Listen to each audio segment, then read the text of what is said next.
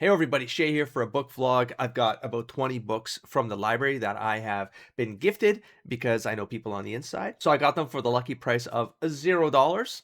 And so I'm not going to have much to say about these because usually these are wild cards for me. I end up getting them. I look them up sometimes or the author to see if they're part of a series. So that if they sound interesting, I put them on my spreadsheet and then go on thrift hunts to basically close off those gaps. And then one day, hopefully, I'll get around to reading them and seeing what the author or series is all about. So without further ado, I'm going to jump into it because there's going to be 20 of them. And because, again, I don't want to derail too much on these, I'm going to give my impressions of the book from the cover. I've got Google up just in case I have to look anything up and something to discuss about. Otherwise, I'm just going to put them here in case people are familiar with the series or with the author. You can leave them in the comments down below so that I know whether or not I should be chasing them down. So I'll start with this BBC Doctor Who book, The Lost Adventures of Douglas Adams, right here. I saw Douglas Adams and I thought it was The Hitchhiker Guide to the Galaxy was the author of a Doctor Who book, but I'm not sure that's what it is. Author James Gross, and the back only shows this right here, which says Romana was appalled, and that was before the killer robots turned up. You bought me to a cricket match?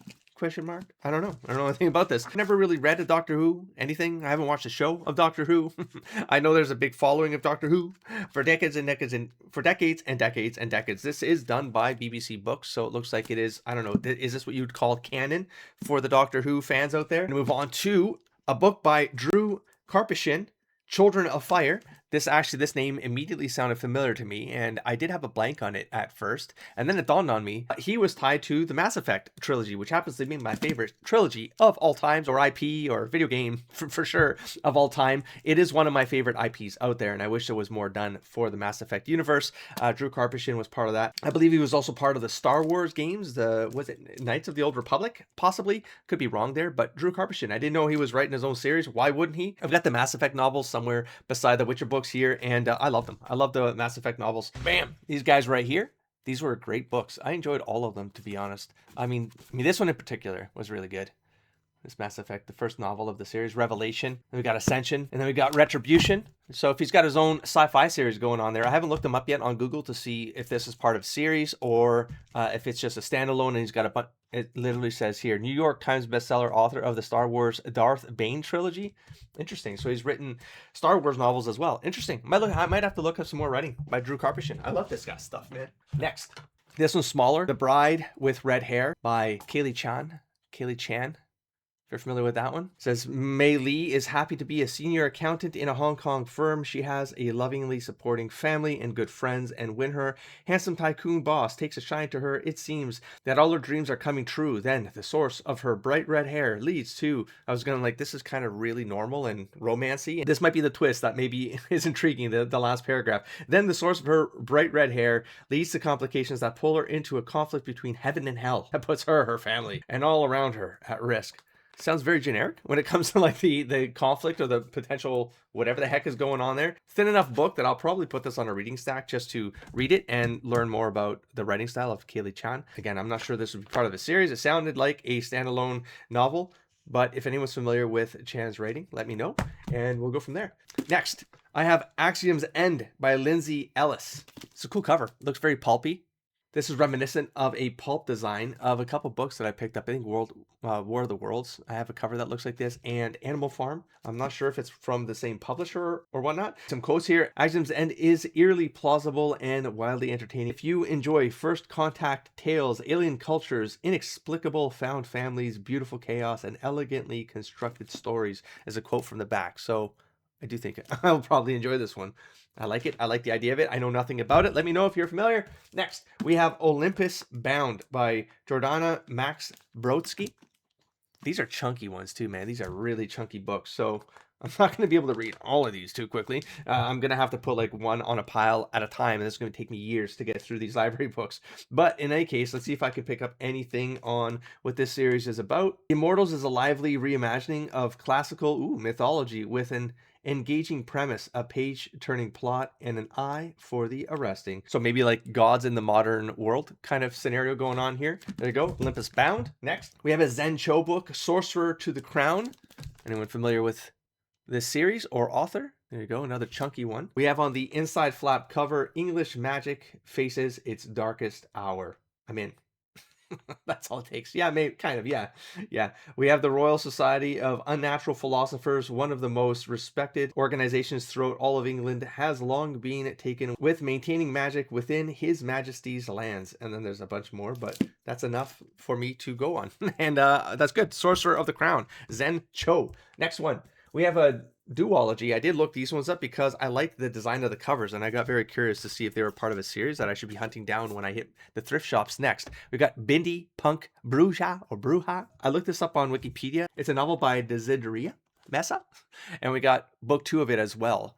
So these are really nice covers, and they're in great quality too. So literally, like, I mean, outside of the library bind stuff around here that I can't remove anymore, these books, they look relatively unread. They're perfect condition. But how do I explain this? I think it was like something like Prohibition era. There's like a witch sect. I should probably find the actual summary of this. Hold on. Yeah, Prohibition is in full swing, and the glamorous world of upper class Kansas City is everything Rosa Lane ever hoped it would be. Being married to her best friend isn't so bad either, even if it's just a union of convenience. It doesn't help that her community of Bruges, once a place of acceptance, now criticizes her method of using magic and disdains her consorting with nefarious witches of the north.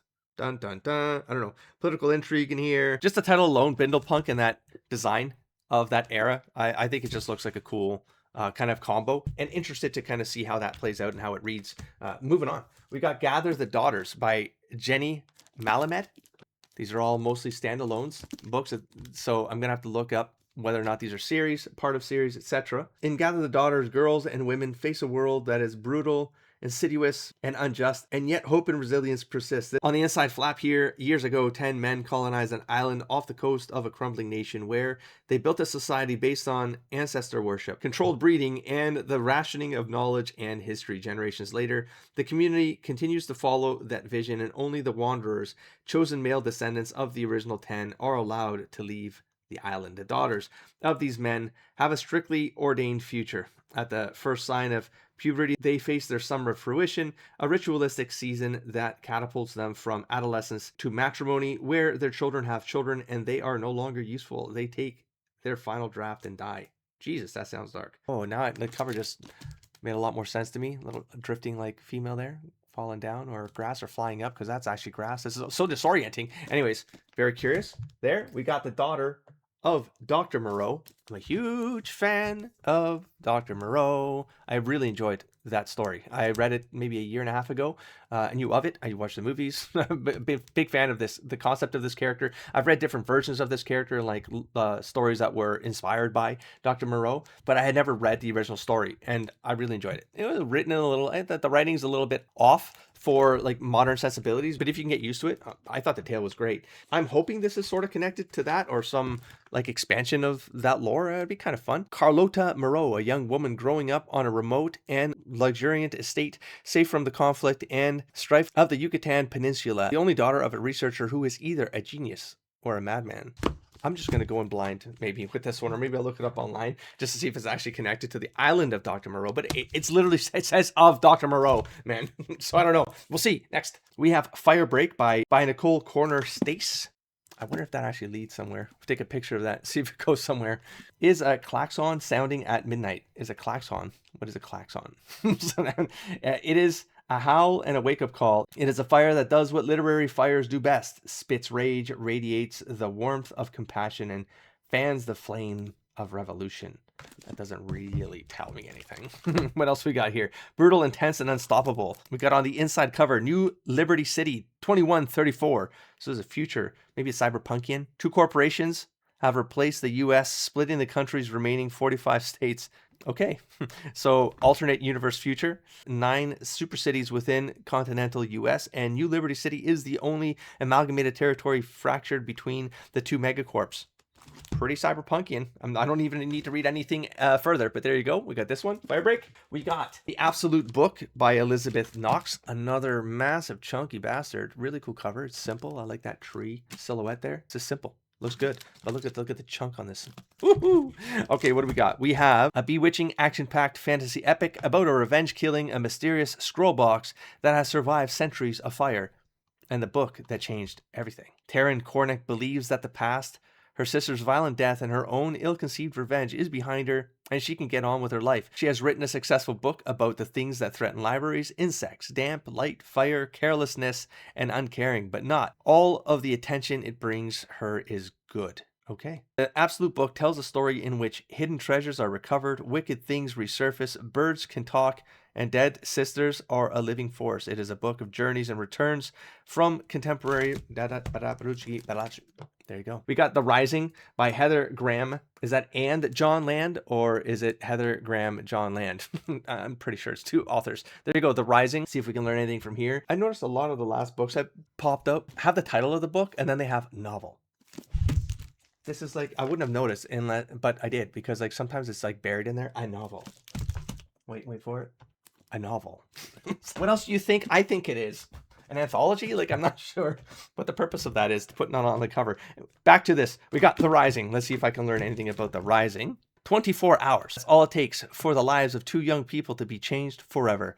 Alex Chin has the world on a plate, a football hero and homecoming king, and plenty of scholarships offers. He has a future that looks bright.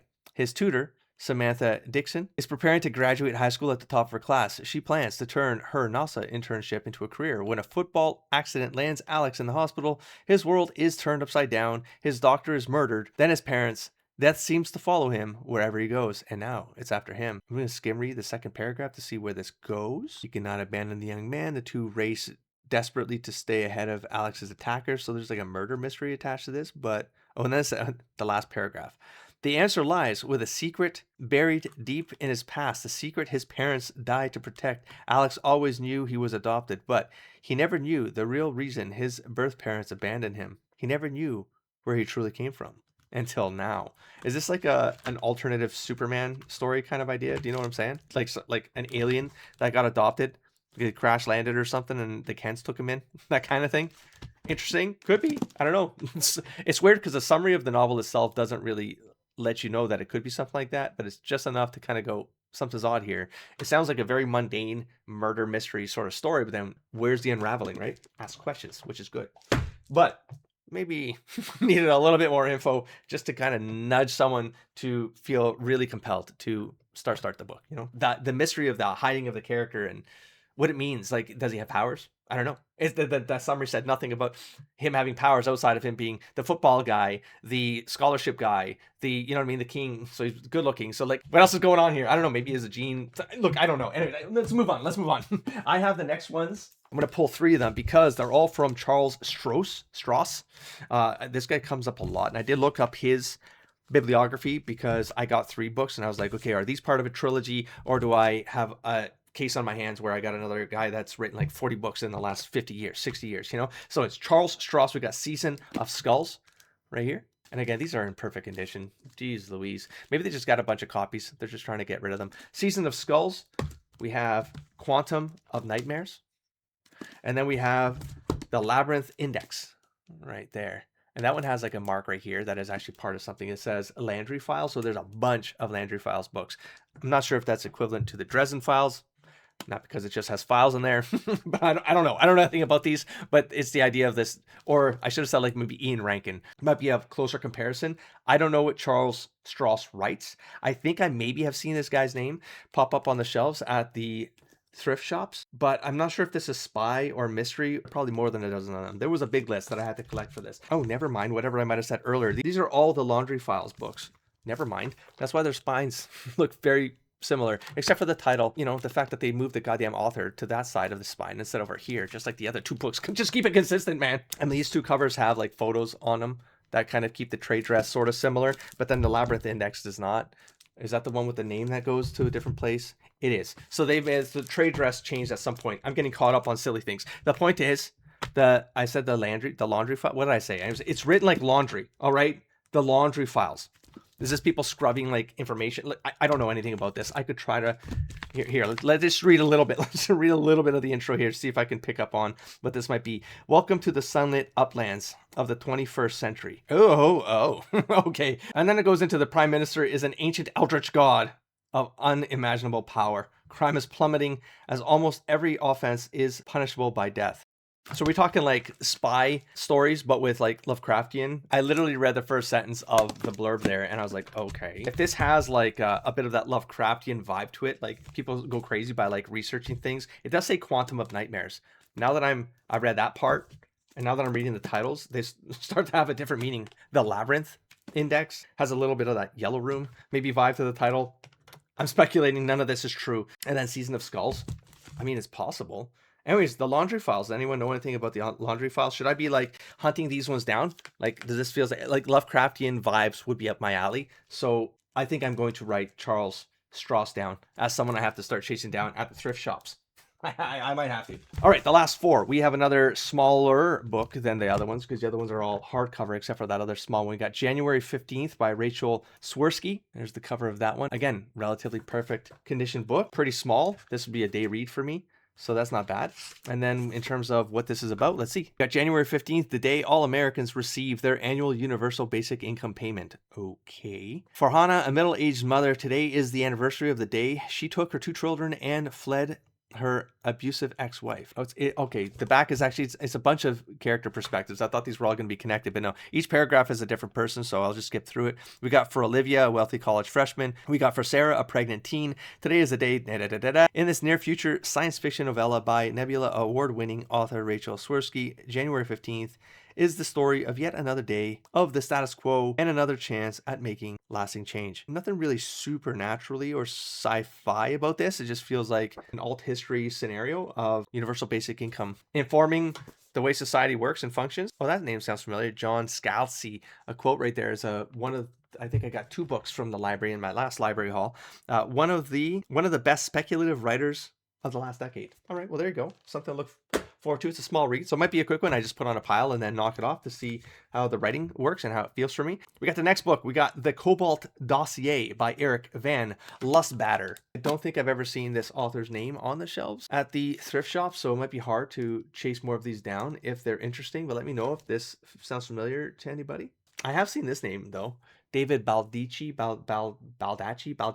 whatever. This dude, I've seen this guy's name on the shelf for sure. So I don't know what shelf. Maybe, was this also mystery? This name sounds familiar. Anyways, let's see what we can get off of the flap here. After thwarting the violent international fascist syndicate known as Nemesis, Evan Ryder returns to Washington, D.C. to find her secret division of the DoD shut down and her deceased sister's children missing. Now, the target of a cabal of American billionaires who were among Nemesis's supporters, Evan and her former boss, Ben Butler, must learn to work together as partners and navigate their intricate past. So spy, thriller, mystery? I'm not sure anyone knows about Eric Lustbader. It sounds like it's part of a series because of the character they brought up, the Evan Ryder character, not to be mistaken with the writers for Mass Effect that I talked about at the beginning of this episode, the Mass Effect Andromeda. I really enjoyed that game. I know it was a controversial launch, but I love the lore and the IP, and I actually really enjoyed it. I like the characters. They were good. Okay, Ninth House by Leigh Bardugo. Ninth House sounds like it'd be something Lovecraftian or horror-based. We got Galaxy Alex Stern is the most unlikely member of the Yale's freshman class. Raised in the Los Angeles hinterlands by a hippie mom, Alex dropped out of school early and into a world of shady drug dealer boyfriends. This is going nowhere I expected. Dead-end jobs and much, much more. In fact, by age 20, she is the sole survivor of a horrific, there's the key word, of the horrific unsolved multiple homicide. Oh, it's back to mundane. It's still horrific, but it's not horrific, like supernatural horrific. Some might say she's thrown her life away, but at her hospital bed, here we go, Alex is offered a second chance to attend one of the world's most prestigious universities on a full ride. What's the catch and why? I don't know, does it involve supernatural? I don't think it does. Well-known... wait. Hey, which is, maybe? Politicals of Wall Street's biggest players. But their occult activities are more sinister and more extraordinary than any paranoid investigation. And I got tape over that piece, which I can't read. They tamper with forbidden magics and tape covering stuff that I can't read, and the dead. Okay, so near the end there, I read just enough words that took me to where I wanted to go. So Ninth House. Anyone familiar with Ninth House? I haven't seen if this is part of a series, but it does sound like something I would read. Hopefully it'll be cool. We got the last book, Book of Night by Holly Black. That name sounds very familiar to me from BookTube in a controversial way. But now that I have a book and I got it for free, so here's the thing with me. It's the last book. Thank God it was, because I think I might have to look at, I'm going to look it up right now. Holly Black is an American writer and editor best known for her children's and young adult fiction. Oh, this wasn't the person I was thinking of. This is a good writer. Spiderwick Chronicles, drawn with illustrations by Tony DiDolizzi, one of my favorite artists of all time, if not the most influential artist of my early 90s, like teenage years, that influenced my storytelling and the way I characterized ideas. That was a weird way to put it. Certain characters are from Fae or like magic, Fae, fantasy. Like it has a distinct line quality that comes from Tony DiDolizzi, which collaborated with Holly Black on Spiderwick Chronicles. So not the name I was thinking of. I have no idea who I'm thinking of, but I was thinking of that smut romance. There's someone who writes smut romance who came to mind when I read Holly Black. Okay, I am far more interested now in this book, this last book here. That was a really weird derailment. Now this might be part of a series because like Spiderwick Chronicles, like was that 5 books? I'm not sure. I watched the movie and because my favorite artist, and I want to see how like the similarities of that art style like applied to like the movie art design and whatnot. I've seen the art of the book as well, but yeah, I'm curious now for sure. Cool. Let's read some quotes at the back. A deliciously clever page turner. Holly Black is a master of fantasy with the Midas touch. There is no story she cannot turn into gold. Very hard to read this in the dark. It doesn't look like I'm in the dark, but I am in the dark.